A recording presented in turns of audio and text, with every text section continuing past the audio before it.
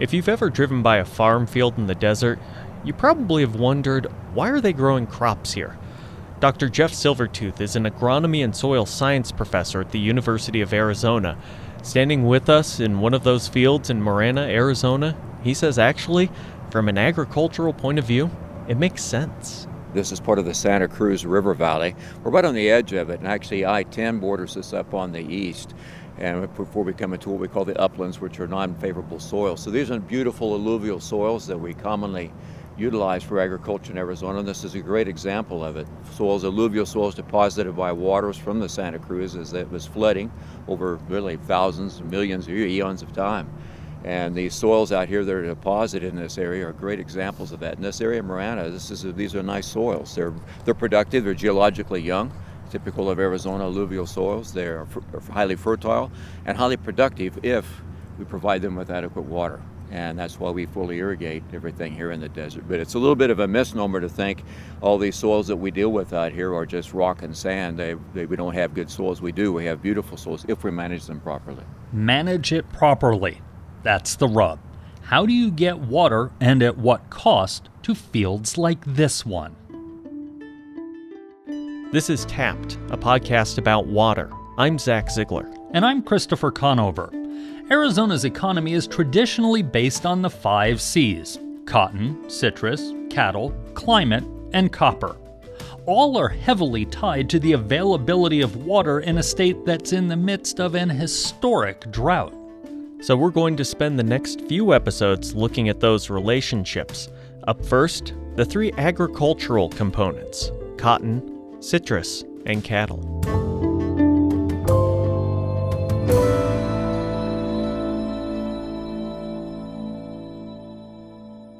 People living in southern Arizona are familiar with the Central Arizona Project, the CAP. It brings Colorado River water to Phoenix and Tucson through a series of open canals. Farmers in Marana get some water from the CAP, but it's not the primary source for agriculture here. There's groundwater that a farmer can have. If they have some wells, they can pump their own groundwater. There's irrigation water coming down here that's reclaimed water from the city of Tucson. And so that comes into this irrigation district. It's reclaimed affluent water, so it's been treated. It's good for agricultural crops that are not directly consumed by humans. And we're standing in the field of one of those crops. Alfalfa has been unfairly demonized, in my view. One of the reasons it does use more water, these alfalfa fields are here year-round. They're perennial plants. So I think this field right here, I was visiting with the farmer this morning, is about 3 years old. You'll see we have this field set up so it's in what we call borders, like big flat sections. And these sections get flooded. Now, people criticize the flooding, but we can be efficient with that if we manage it well, which these fields are managed well. They're level, pretty close to dead level, and they can manage this irrigation water with time management, so they can put on just the right amount of what they need so we can do a good job, and we leach salts. Other crops that are more like, say, row crops have a tendency to pull some of those salts up to the surface, and an alfalfa crop helps us move those salts down through the profile, which is a constant issue of management in desert agriculture, not just in Arizona, but all over the world. Getting rid of that buildup of salt and minerals has plagued farmers as long as people have been farming in the areas we now call Pima and Pinal counties in Arizona. You can go 60 miles north of here to the Casa Grande National Monument. And we don't know for sure they didn't leave behind written record, but based upon all available evidence archaeologically, anthropologically, it appears that one of the things that may have happened was increasing salinization of their soils. But plenty of people see flood irrigation as wasteful of water.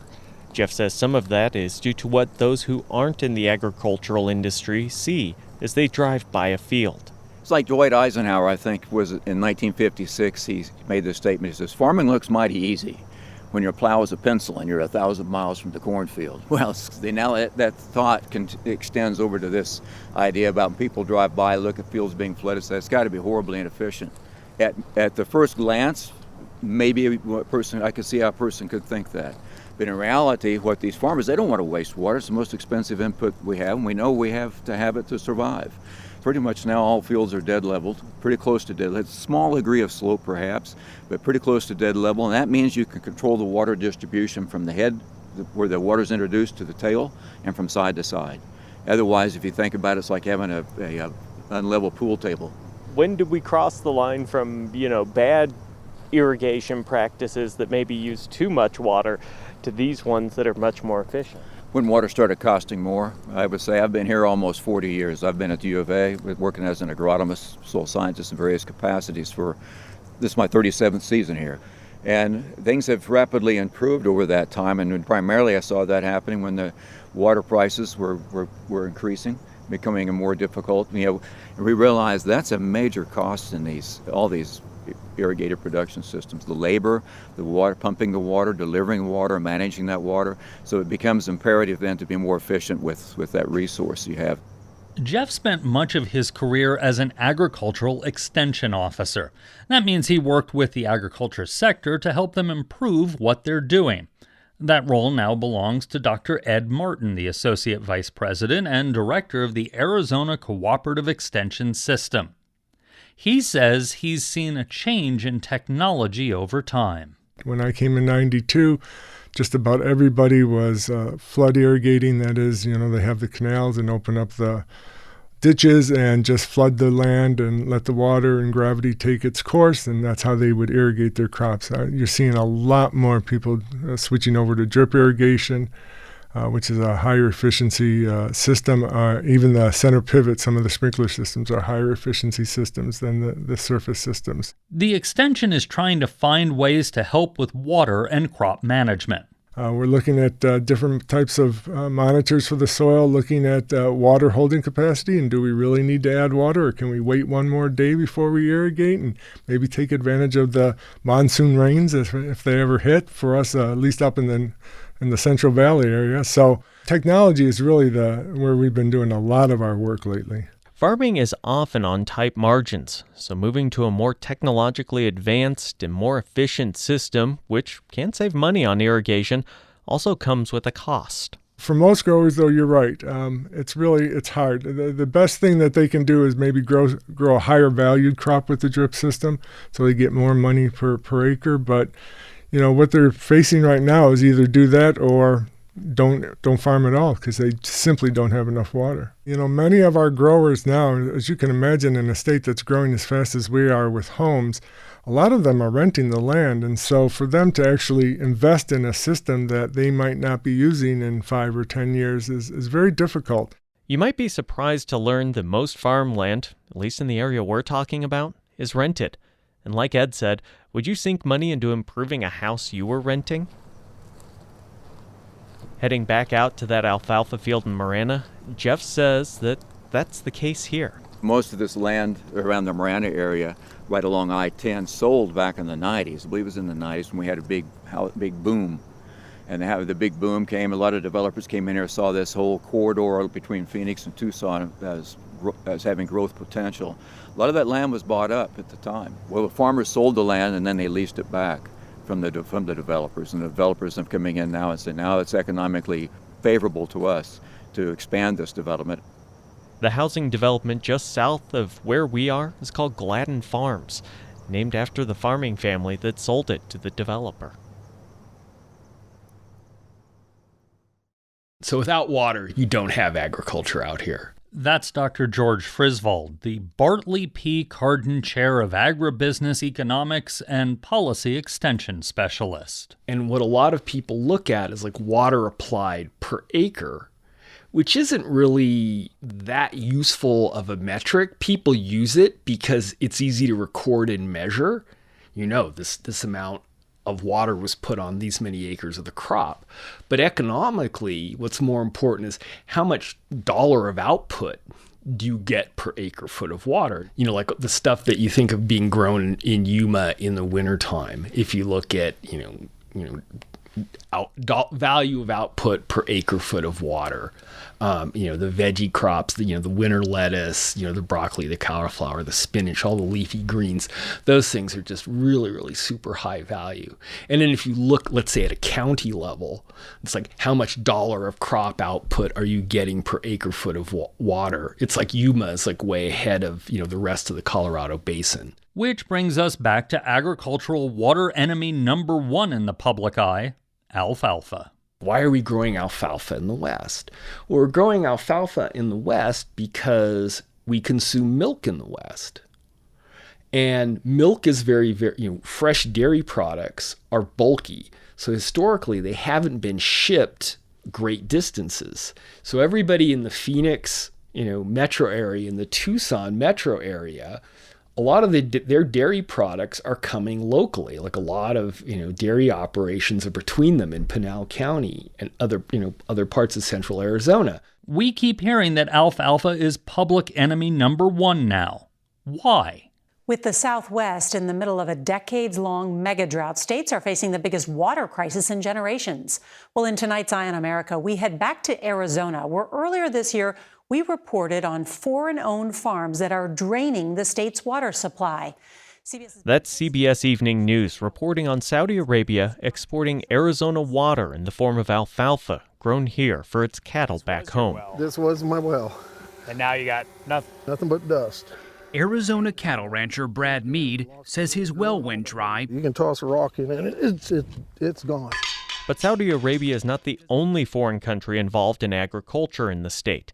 According to a U.S. Department of Agriculture database, between 2016 and 2020, the most recent year in the database, 27 foreign-owned companies owned 1.5 million acres of agricultural land in Arizona. The leader was Switzerland, owning more than 440,000 acres. Most of that was in Maricopa County, home to Phoenix. Mexico was next at close to 260,000 acres. Much of that was owned by Mexican mining companies, which were leasing the land out for grazing. For the record, Saudi Arabia owned 442 acres during that time frame. When it comes to alfalfa in Arizona, the USDA reports that 260,000 acres of alfalfa hay were harvested in the state last year. In comparison, all agricultural crops totaled 1.2 million acres, making alfalfa hay by far the largest single crop in the state by acreage. Back in Marana, Jeff Silvertooth says there is a benefit to growing alfalfa. They also have the flexibility of taking this crop, if the markets aren't good, feeding it to cattle themselves. And then we can say there's two ways of selling alfalfa. You can either sell it on the open market or on the hoof. And there's a good market for beef right now. And so that's another one of the advantages. Again, according to the USDA, as of January 2023, there were at least 1 million head of cattle in Arizona. Whether it's the alfalfa hay they eat or the water they drink, cattle ranching is water dependent. Agribusiness economist George Frisvold says geography plays a role in where all those crops are located. USDA does these little dot maps that's like so many cows, and so many alfalfa acres. And if you look at, where are the cows? The cows aren't very far from where the people are. It's like, where's the alfalfa? The alfalfa isn't very far from where the cows are, because also alfalfa is bulky and hard to move around. So the alfalfa tends to be where the cows are tend to be where the people are, and the people like fresh dairy products. Alfalfa is really, indirectly, it's the local food of your local food. And food consumption is tied to water consumption. We like our local foods, but if you're going to have local foods, you're going to have local water use. We could import our food from someplace else and, the water would come from there, but we're part of the ag water use, because we eat stuff. When you start netting things out, stuff is being exported, to Saudi Arabia, but we're importing rice. If we grew our own rice in Arizona in the desert, how much water would that be? There's no doubt that agriculture is the biggest water user in the state, accounting for more than 70% of the water used in Arizona. Jeff says getting rid of agriculture to allow for more drinking water, though, has its own set of problems. Do we want Arizona to vanquish agriculture and be totally an urban state? We're 90% urban today as a state, population-wise. And I would argue, as I look at my kids, grandkids, and all of us in that respect, and the unborn generations yet to come, I feel like it's imperative for us to leave them the capacity to produce food locally. I look at that as a matter of food security. And I think coming out after the pandemic, there's a few lessons we should have learned. I argue that all the time, that food supply chains and disruptions in supply chains can be catastrophic. Like Jeff said, Arizona is growingly urban, or maybe it's better to say suburban. As of July 2022, Arizona was the 8th fastest growing state in the country, with a population increase of almost 100,000 people in the year leading up to that. That means more houses. So many more that developments are being held up because of a state law that requires a century's worth of assured water. Why are so many people looking to move to Arizona? A common refrain is another of the 5 C's, climate. We'll be talking about that on our next episode. Tapped is a production of AZPM News. This episode was written and produced by me, Zach Ziegler, and Christopher Conover. Our theme music is by Michael Greenwald.